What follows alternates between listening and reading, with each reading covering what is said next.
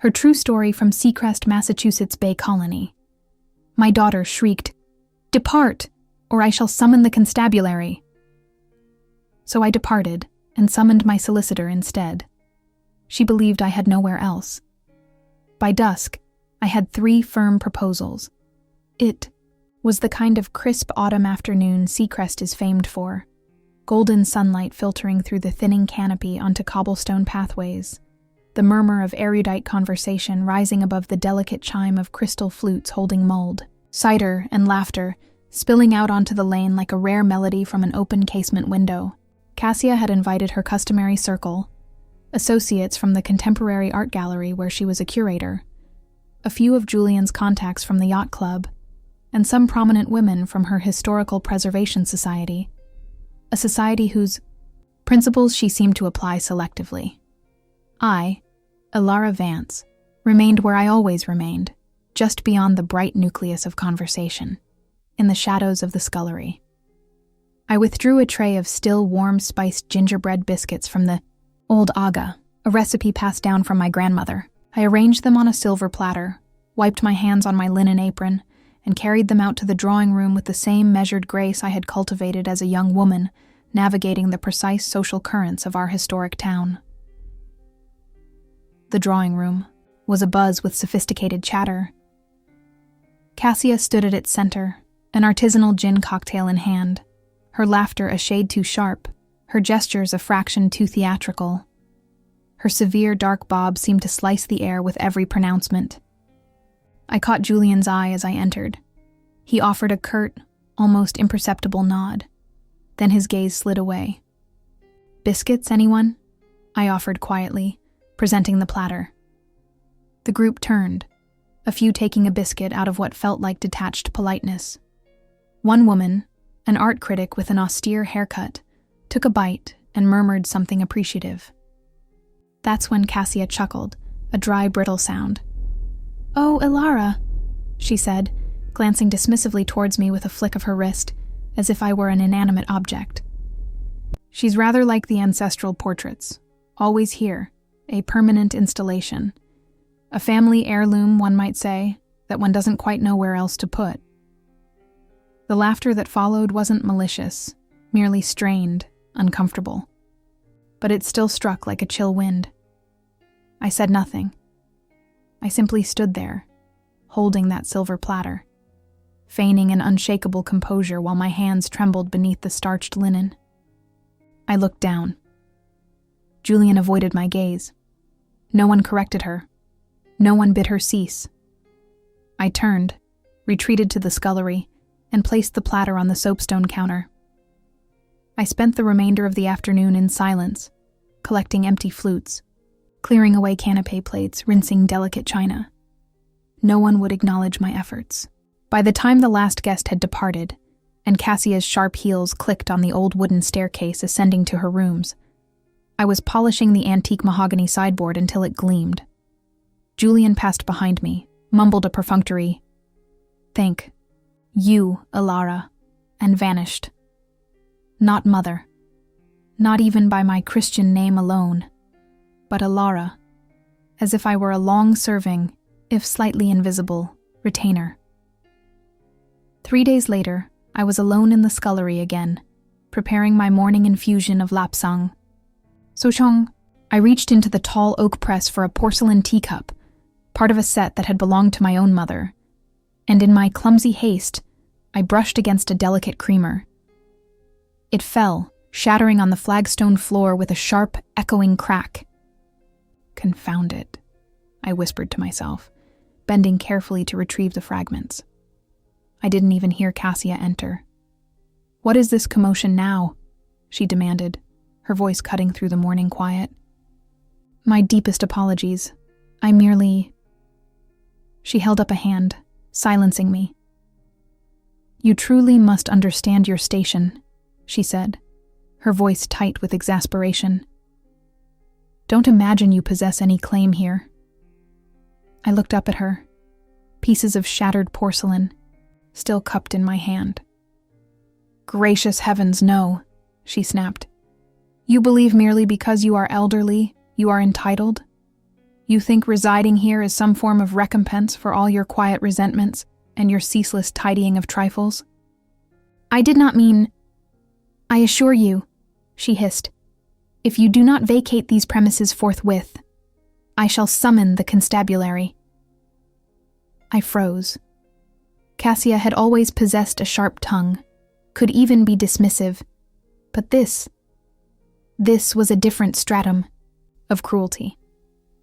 I am your mother, I said softly. This is my residence, she retorted, pulling her sleek communication device from her pocket. Do you truly believe that signifies anything? Depart now or I swear it. I thought she was posturing until I saw her thumb sweep across the screen, heard the faint chime of a connection, and watched her press the device to her ear. Yes, good morning, she said with chilling calm. I wish to report an individual unlawfully occupying my property.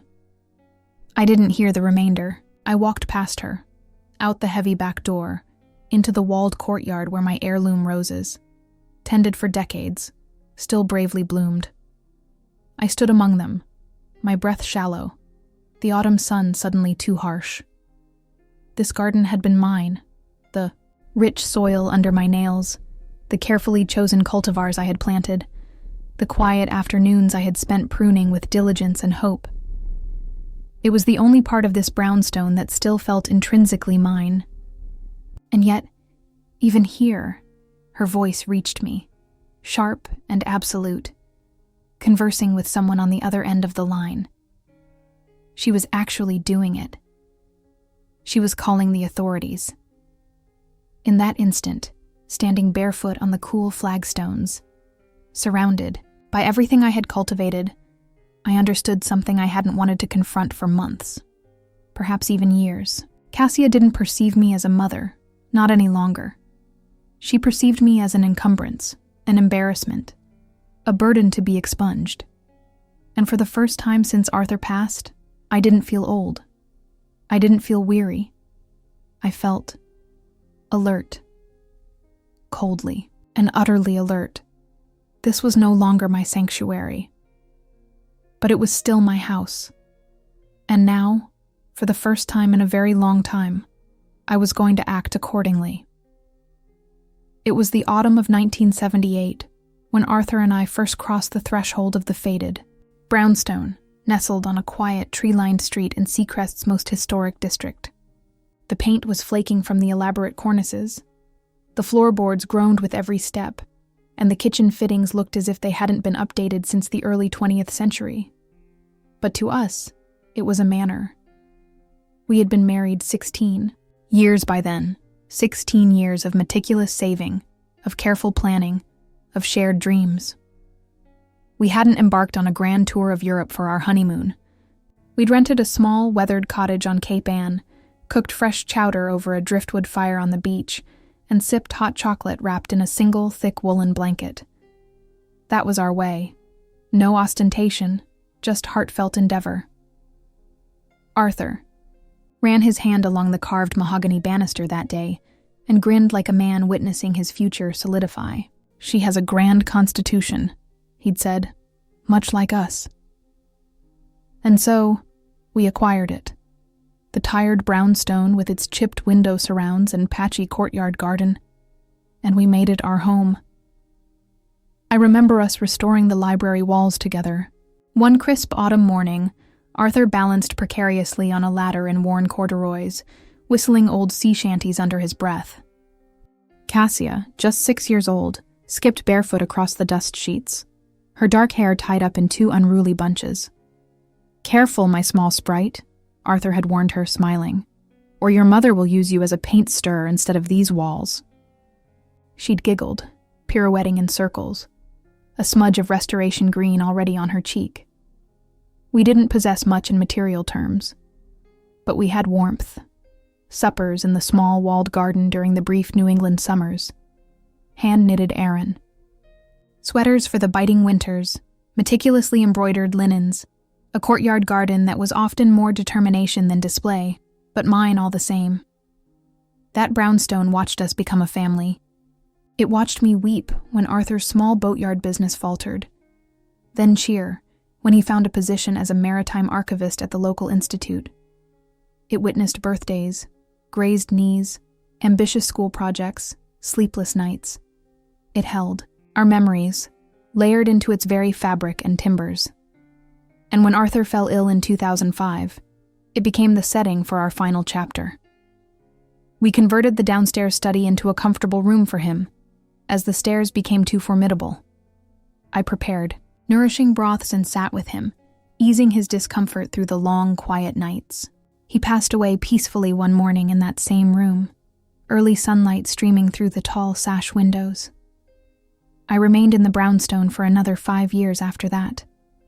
Every creak of the floorboards, every shadow in a familiar corner, carried his voice.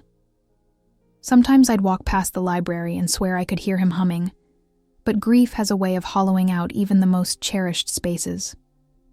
In 2010, Cassia suggested I move in with her and Julian. It would be more sensible for us all, she'd said. You won't be so isolated, and we have ample space now. At first, I resisted. The brownstone was mine after all. It wasn't opulent, but it was mine, and it still held the faint, comforting scent of Arthur's pipe tobacco and old books. But loneliness is a subtle persuasion. It can make even ghosts feel like company. So, I agreed. I packed up my life, the wedding daguerreotypes, the ancestral china, the carefully preserved memories, and entrusted the keys to a reputable heritage trust, instructing them to manage the property and let it out for income. I moved into the spare room of Cassia and Julian's sleek, minimalist loft apartment in a redeveloped wharf district, believing I'd be enveloped in familial warmth once more. Initially, it was agreeable. Cassia brought me my morning lapsang souchong. Julian assisted me in arranging my collection of local history volumes on the stark modern shelves. I thought, perhaps this is the next chapter, a shared dwelling, a second chance at familial closeness. But over time, the boundaries blurred. She began to curate my belongings. My antique sewing box vanished, deemed too fussy. My beloved grandfather clock, a wedding gift from Arthur's parents, was replaced by a silent, glowing digital display. The loft began to feel less like ours, and more like hers, as if I were a long-term guest whose presence was tolerated rather than cherished. Then came the directives. No cooking with strong-smelling traditional spices, as the aroma was rather persistent. No playing my classical music recordings after 9 in the evening, as it disturbed their minimalist serenity. No receiving visitors without her express prior approval. One day, she informed me, gently but firmly, that my collection of heirloom planters on the balcony disrupted the clean aesthetic. I complied. I always complied. But something within me had begun to shift, a subtle recalibration of the heart. There's a unique kind of sorrow that emanates not from strangers, but from someone you nurtured, someone you once held in your arms as she wept over a broken doll or a lost storybook. Still, I held on, telling myself it was a temporary phase. That family required patience. What Cassia didn't know, and never thought to inquire about, was that the old brownstone, the one Arthur and I had purchased and within which we had woven the tapestry of our lives, still belonged to me. The original land grant, the charter documents, every stone and timber of it. Even after I moved out, I never transferred ownership. Not to Cassia, not to anyone. I kept the documents secured in a small, fireproof safe, tucked behind old letters and faded photographs. Perhaps it was a mother's intuition, or perhaps it was simply the ingrained prudence of one who understood that some things, like one's home, shouldn't be relinquished too readily. And as I sat in the austere spare room of Cassia's loft, remembering Arthur's gentle smile, the scent of beeswax polish and old paper, and our daughter's laughter echoing through the rooms of a half-restored brownstone, I realized this. I had given enough. When Cassia married Julian, I thought it would be a positive development. He was quiet, ostensibly respectful, always held doors open for me, the sort of man who invariably offered to assist with parcels and never interrupted. But what I didn't comprehend then was that Julian's silence would become a refuge, not for me, but for Cassia's burgeoning disregard. It began subtly, as these erosions often do. "Mother, perhaps you could avoid using those old spices when you cook. The aroma is rather persistent. Could we possibly request that you retire to your room by 8:30? We are endeavoring to cultivate a serene evening ambiance." At first, I didn't protest. I didn't wish to be a burden. I tidied up meticulously after myself, kept my soft slippers neatly by the door, folded linens with an almost obsessive precision. Then it progressed to no personal callers, no music unless through headphones, no drying of hand-washed delicates on the balcony. It spoils the view. No acquiring more books. They clutter the minimalist design. Eventually, I realized my world had contracted to a single room and a single unspoken role: remain unobtrusive. I was permitted to prepare certain meals, maintain a low level of cleanliness, and water the rigidly curated plants on their terrace, but not to decorate, not to truly inhabit the space. I became what Cassia once alluded to with her associates. I enjoyed being constructively occupied. But it felt less like constructive occupation and more like indentured servitude. She never offered thanks. She didn't deem it necessary. I swept the small entryway each morning. I prepared light suppers when she worked late at the gallery. I even tended her starkly modern rose bushes, though she frequently forgot their existence. I was the unpaid housekeeper, the phantom in the corridor. But phantoms, by their nature, overhear things. One evening, I came downstairs quietly, hoping to warm a small glass of milk. I paused at the edge of the vast, open-plan kitchen when I heard them conversing in the living area. "She's just perpetually present," Cassia was saying, her voice a low murmur. Julian mumbled something indistinct in reply. "She's draining us, Julian," Cassia continued. "It's exhausting. Like sentimental baggage." I stood there in the dimness, clutching the empty glass, my hands trembling. The polished concrete floor was cold beneath my feet, but my ears burned. Sentimental baggage. That's what I had become to her. Not a mother, not a widow seeking solace in the only family she had remaining, but a cumbersome pile of dusty relics in the corner. I retreated before they could detect my presence and sat alone in my room for hours, the milk long forgotten.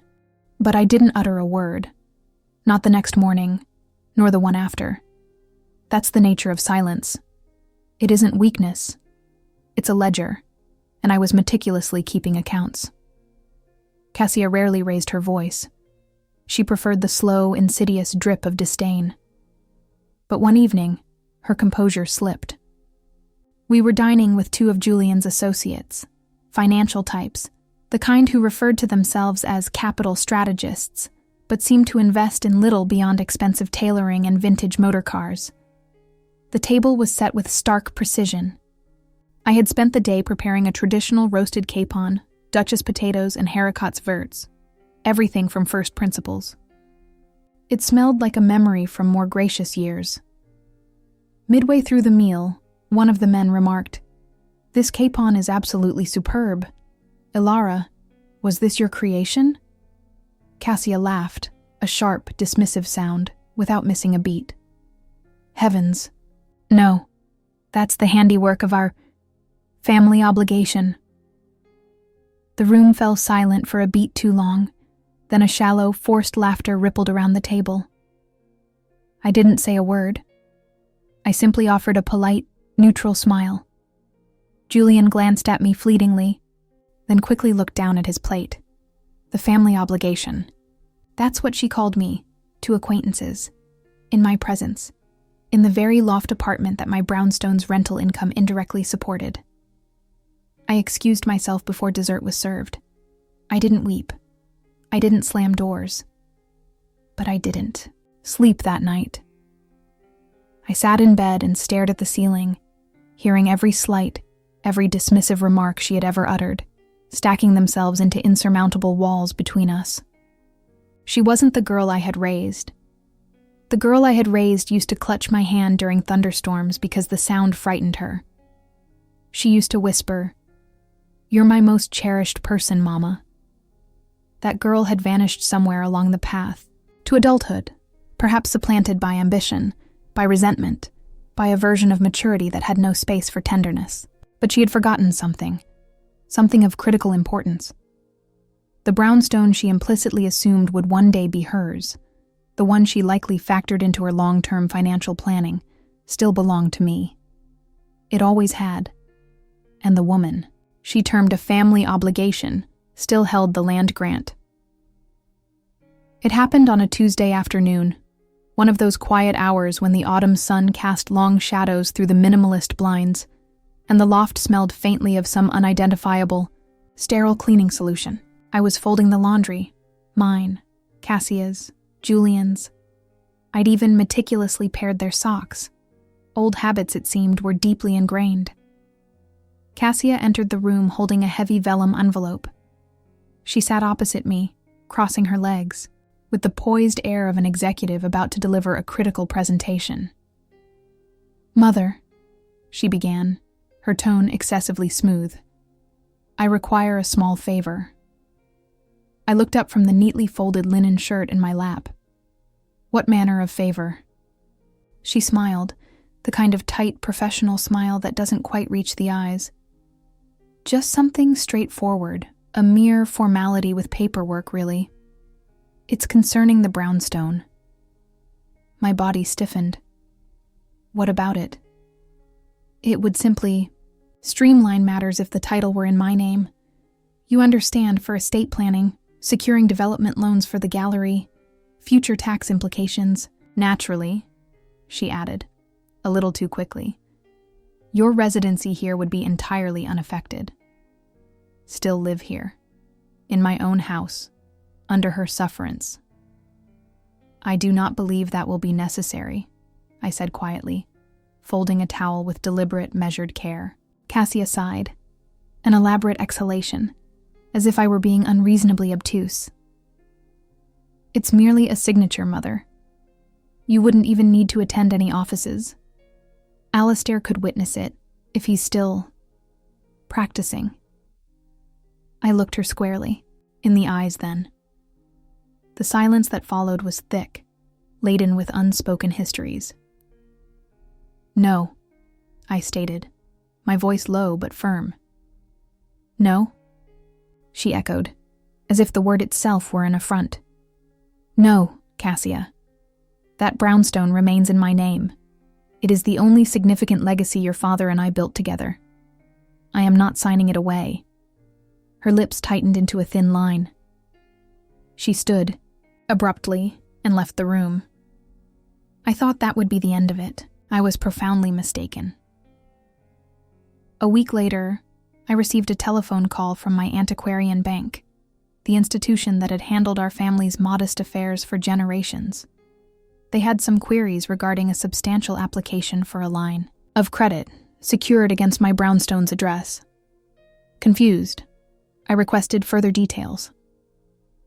And that is when I learned that Cassia had attempted to secure this line of credit in her name, using my historic property, employing forged documents that listed her as the primary owner and executor of the estate. I asked for copies of these documents. The bank manager, sensing a grave irregularity, complied. There it was, my daughter's signature, or a skilled imitation thereof, on papers claiming she was the rightful inheritor, that she had assumed full responsibility for the care of her ailing and increasingly forgetful elderly mother, and was now managing all financial decisions. I stared at the documents for a long time, my hands trembling. This was no longer about disrespect or dismissal. This was attempted theft, a betrayal of the deepest dye. Later that evening, I confronted her. I did so calmly. I did not raise my voice. "I spoke with the bank," I said, standing in the doorway of her impeccably sterile kitchen. I am aware of your actions." She didn't flinch. She poured herself a glass of chilled mineral water. "You ought not to meddle in affairs that are beyond your grasp, Mother." "I grasp them perfectly," I replied. "You attempted to unlawfully seize this property from me." She leaned against the polished stone counter, sipping her water. Then she set the glass down with a precise click and looked at me. "Look," she said, her voice suddenly sharp, edged with impatience. "You are advancing in years. You do not work. You offer no tangible contribution. All you do is occupy space." "I maintain this brownstone," I countered, my voice steady despite the tremor in my heart. "I oversee its tenants. I manage its upkeep. You exist," she interrupted, her tone dismissive, like an antiquated tapestry, fading in the background. That wounded me deeply, but I stood my ground.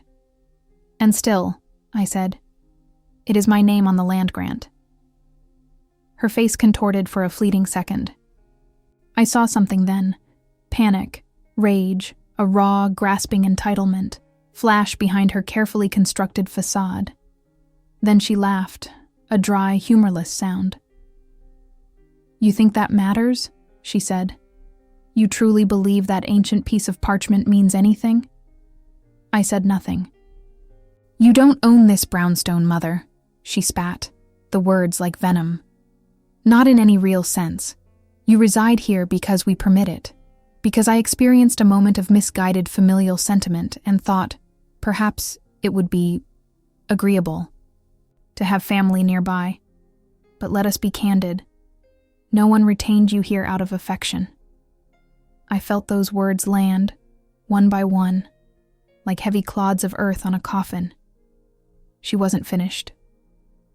"And if you refuse to cooperate," she said, stepping closer, her eyes glittering with a cold light, "then perhaps you should not be here at all." "What precisely does that imply?" "It implies," she said slowly, savoring each word, "that you have 7 days to depart, or I will summon the constabulary and have you formally removed for trespassing." That was the moment I realized my daughter didn't just want me gone. She wanted everything: the brownstone, the history it represented, the inheritance, the freedom to erase me without consequence. She mistook my silence for surrender. But she forgot. I wasn't the one trespassing. I was the one who owned the very land beneath her feet. It was just past 3 a.m. when I rose from my bed without making a sound. I moved slowly, deliberately. After all, I had rehearsed this departure in my mind for weeks. The loft was still, lost in its minimalist slumber. Julian was likely asleep in the master suite upstairs. Cassia too, or perhaps not. She had a habit of scrolling endlessly on her communication device under the covers until its battery died. Whatever she was doing, I no longer cared. I opened my cedar-lined wardrobe and took out the small, antique valise I hadn't touched in years. Inside, I packed the essentials: a few changes of classic, well-made clothing, my worn leather wallet, the marriage certificate Arthur and I had signed in 1962, his death certificate, and most importantly, the original land grant document for the brownstone. My hand brushed against the small, silver-framed daguerreotype I'd kept on my bedside table. Arthur in his wedding suit, looking boyishly proud, and me in the cream silk dress my mother had helped me sew. I tucked it into the valise, wrapped carefully in a linen handkerchief as if it were spun glass. Then I sat at my little escritoire and wrote a note. It wasn't lengthy. I didn't require it to be. "Cassia, I bear you no ill will, but I shall no longer plead for quarter in a home secured by my own life's work. I have nothing left to give you, and nothing left to ask of you." I folded the heavy cream paper and left it under the porcelain teapot, an heirloom she always ignored, on the kitchen counter. Then I pulled on my sensible walking shoes and walked out the service door for the last time. The early autumn air was crisp and carried the strange, bittersweet scent of salt from the nearby harbor and old, damp cobblestones as I walked down the deserted lane, valise rolling softly behind me, I didn't look back once. I checked into a quaint, slightly old-fashioned inn near the coast. Clean. No unnecessary adornments.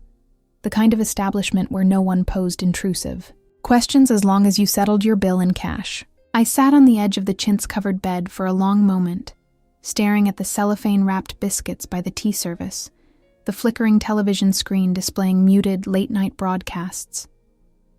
Then I reached into my handbag and pulled out the card I had been keeping.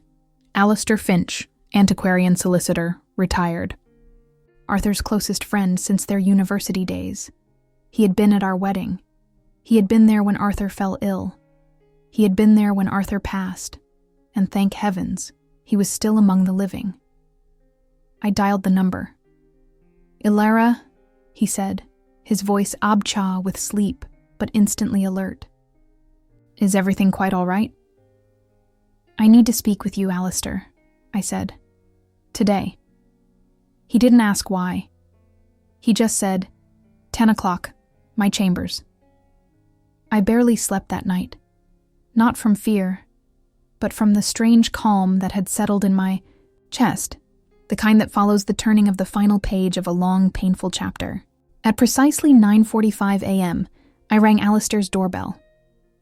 He lived in a charming Georgian townhouse surrounded by climbing roses and the faint hum of bees. He opened the door himself, wearing a comfortable cardigan and slippers, his reading glasses perched on his forehead. "Come in, my dear," he said. "You look as though you've been through the ringer, but then you always did first thing in the morning." I laughed, the first genuine laugh in weeks. We sat at his polished mahogany dining table while I laid out the papers, the land grant, the original purchase contract from 1978, the property tax receipts, all in my name.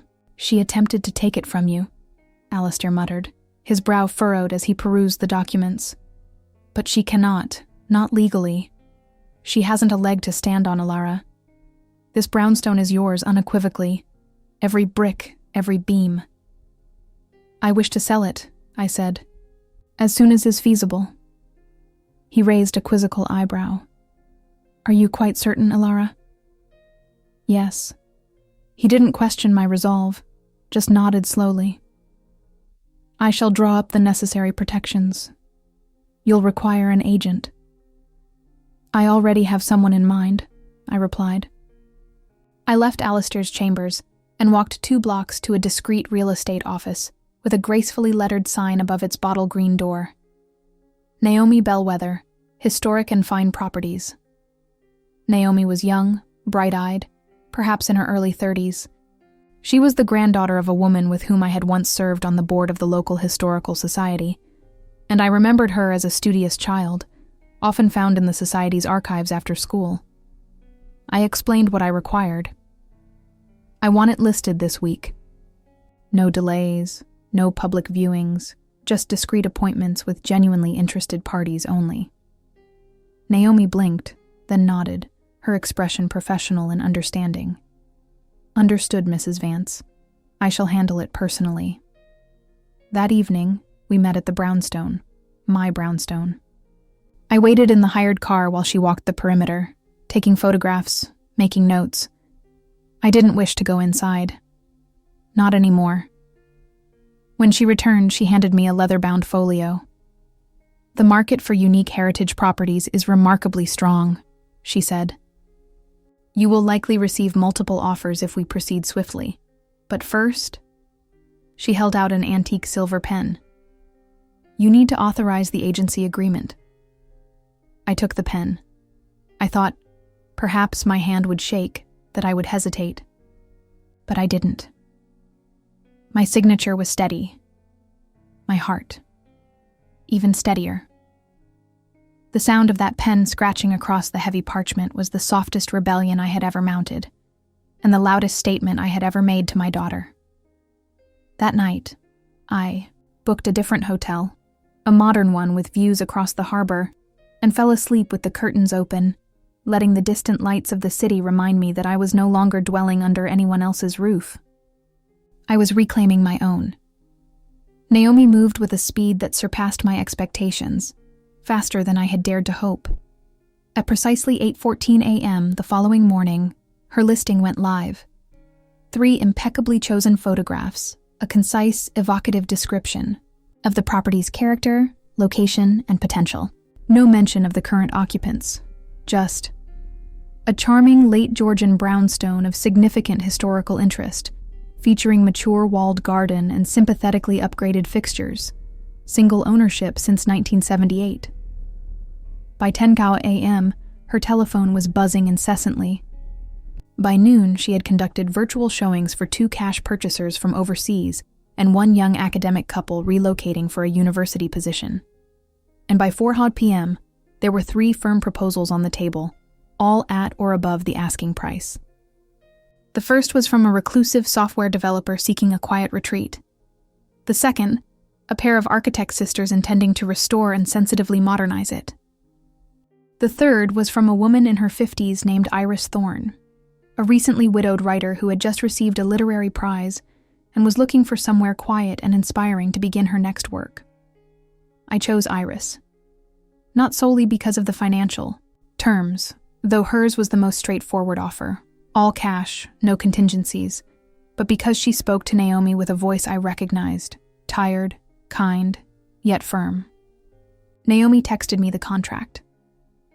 I reviewed it in silence, my reading glasses perched low on my nose, hands steady. I digitally signed. It was done. By twilight, the brownstone was no longer mine. But crucially, it was also no longer hers. I sat, in my hotel room, watching the apricot light of sunset spill over the harbor, the sky fading into shades of lavender and steel. My telephone buzzed beside me. Cassia. I didn't answer. The next call came 20 minutes later, then another, and another. By the time I had finished brushing my teeth for the night, she had called 7 times. No voicemail, no text message. She didn't wish to explain. She wished to control.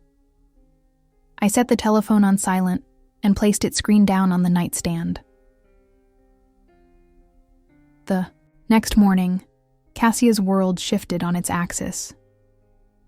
At 8:30 a.m., a liveried courier arrived at her loft door with a certified solicitor's envelope. Inside was the legal transfer of ownership, signed, witnessed, irrevocable. The property now belonged to Iris Thorne, effective immediately. Accompanying it was a formal notice of tenancy termination, 7 days to vacate the premises, or the new owner had the full right to pursue legal eviction. The envelope bore my name in the sender line, simple and unambiguous, E. Vance. Not mother, not Alara, just E. Vance. I imagine Cassia stood there for some time, rereading the pages, searching for some loophole, some overlooked clause. But there was none.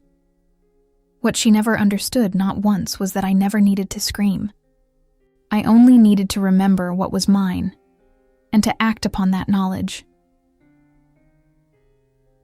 By noon, Naomi texted to inform me she had received a voicemail from someone sounding distinctly agitated. Cassia had telephoned her, feigning to be the true homeowner, attempting to dispute the sale. Naomi had simply replied, "All documentation is verified and filed with the county registry, madam. Mrs. Vance is the sole legal owner and has executed her rights within her full capacity. This conversation is now concluded." Cassia then called me, 8 times. She left one message. "Mother, what in God's name are you doing? You cannot sell this brownstone. We live here. Are you losing your senses? Call me back immediately. Please, this isn't amusing." That word again. We.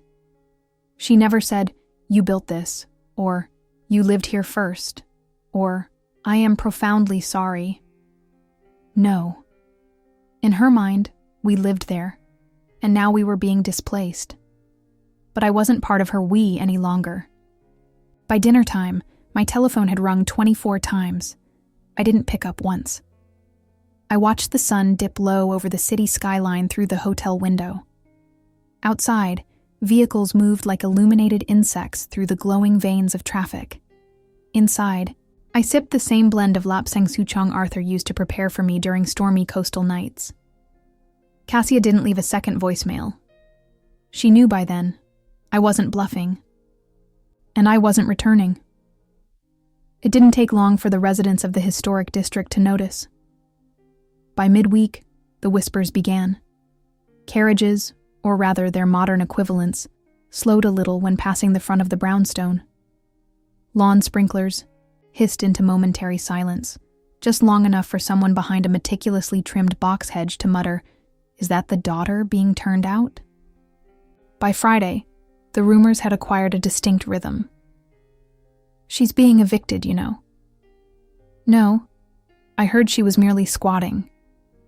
"Can you credit it?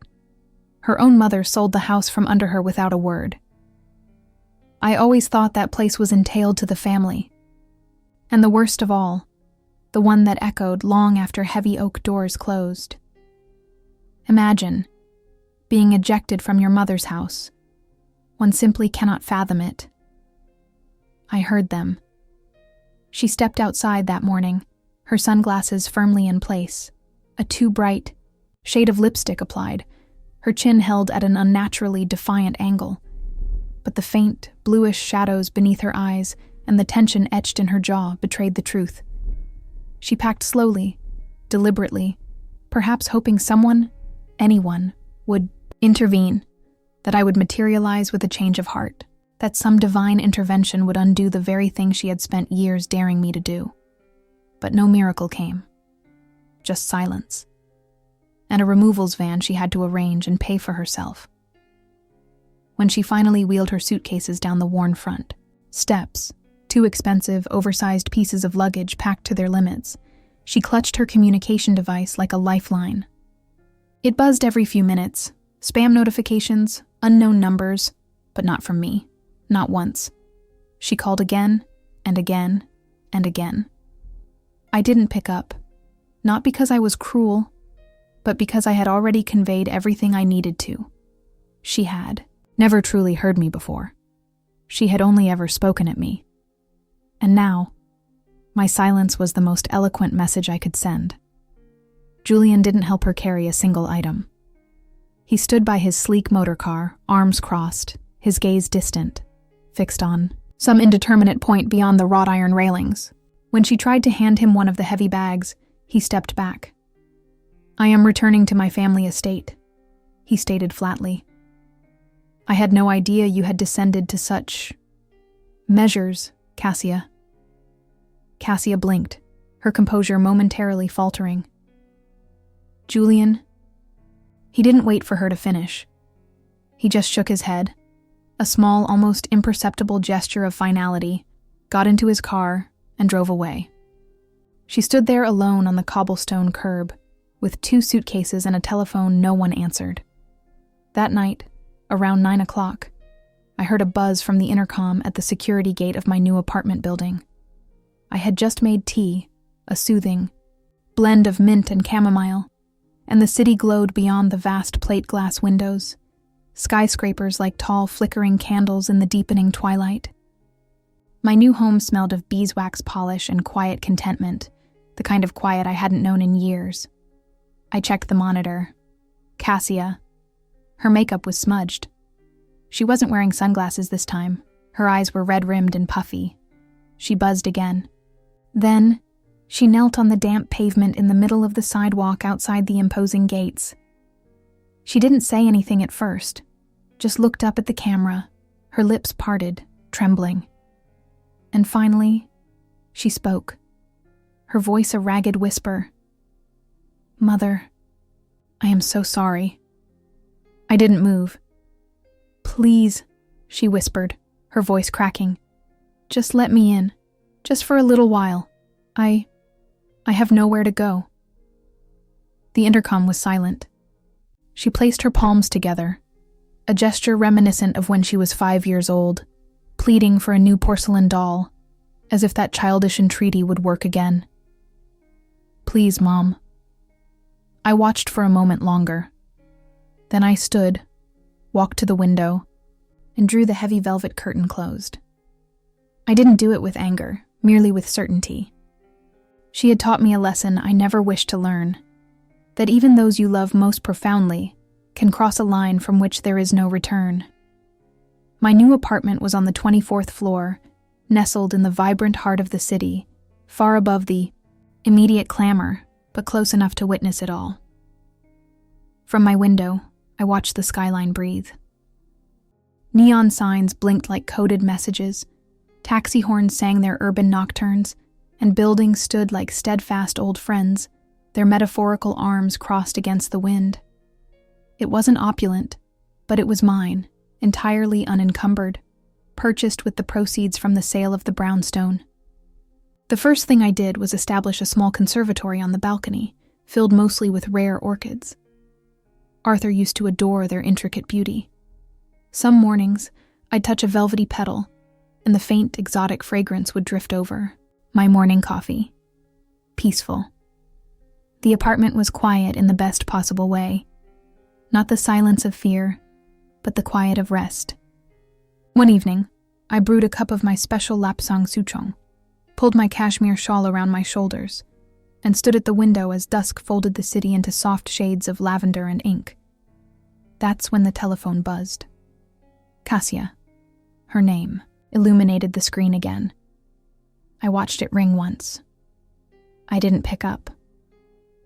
I turned the telephone face down on the antique side table. 10 minutes later, the intercom buzzed. I glanced at the camera. She was there again, her coat looking too thin. For the crisp night air, her hair disheveled. She clutched a battered duffel bag and stood beneath the amber glow of a street lamp like someone who had run out of time and options.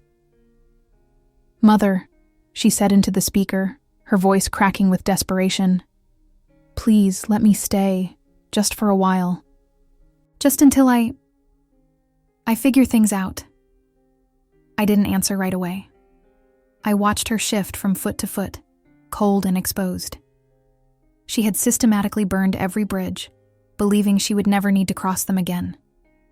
I stepped out onto the balcony. She looked up and saw me, her face momentarily lighting up with a desperate hope, the kind that makes you wish you didn't have to be the one to extinguish it. I said nothing for a long moment, just looked down at her. And then, softly, with the same calm she had once fatally mistaken for weakness, I said, "Never presume you can deceive an elder, Cassia, especially your own mother. One does not step into the same tide twice." Her eyes widened, then fell. She nodded once, a small, defeated gesture, as if she finally, truly understood. I walked back inside, picked up my cooling teacup, and pulled the heavy curtain closed, behind me. I didn't watch her walk away. I didn't need to. I had already departed, a long, long time ago. If you've ever been betrayed by the very person to whom you gave life, if you've ever stood in a room you paid for, only to be treated as if your presence were an imposition, if you've ever prepared the meals, folded the clothes, tended the garden, and still been dismissed as a burden, then maybe you'll understand what I mean when I say this. Silence is not frailty. It is memory sharpening its blade. I used to believe loyalty meant maintaining a quiet acquiescence. When Cassia first rolled her eyes at me in front of her sophisticated friends, I said nothing. When she systematically usurped decisions from my hands and replaced them with her stringent rules, I offered a polite smile. When she laughed at me as if I were merely part of the furnishings, albeit one with inconvenient feelings, I forgave her. Again and again. Because I am her mother, and mothers, by their nature, forgive. Until one day they don't. You see, it's easy to love your child when they are small, when their mistakes are innocent, when their betrayals are accidental. But what happens when that child grows into an adult and decides your life has outlived its utility? What happens when the baby you once rocked to sleep turns around and declares, "You're just a family obligation. You don't own this house. Depart, or I shall summon the constabulary." What happens then? Here's what I did. I became quiet. I became calm. And I remembered who I was before she forgot. I contacted my solicitor. I engaged the estate agent. And I conveyed the brownstone right out from under her feet. Not out of rage, but out of truth. Because when someone uses your silence to construct a throne of their own devising, the most powerful thing you can do is stand up. Now, I sit by the window of a penthouse apartment I purchased with the funds from that sale. Orchids flourish in small pots in my conservatory. The city hums below me, and I hum right back. The telephone still chimes sometimes. It's Cassia. Sometimes it's just ghosts of the past. But I don't answer anymore, because I am no longer the woman who pleaded for kindness. I am the woman who remembered what she was owed and collected it. And if you too have stayed silent for too long, if you've swallowed betrayal because you believed it would keep the peace, if your grown child or your spouse or your sibling ever made you feel like an encumbrance, then let me be the voice you never used. Let me articulate what you couldn't say that night they slammed the door. Let me tell the story you lived and tried so desperately to forget. Here, resolution does not need to shout. It just needs to remember. Here we don't yell. We chronicle. We recollect. We remember so loudly, so clearly, that the world has no choice but to listen. Because in this place, silence is a kind of justice. And justice, well, she treasures heirlooms and sips her imported tea with unhurried grace.